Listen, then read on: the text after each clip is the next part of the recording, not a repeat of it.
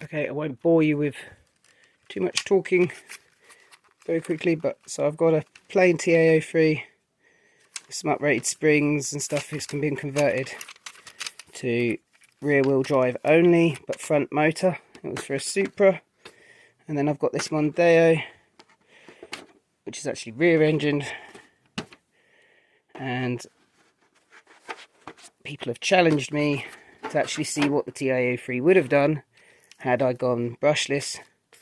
So we've got this, it's got a few upgrades, as you can see. It was an F Pro, but I converted it to an R with the leftover parts from my car, from my TRF, and then yeah, so we've got this, and we're gonna combine it with this, and then we're going to do some speed runs.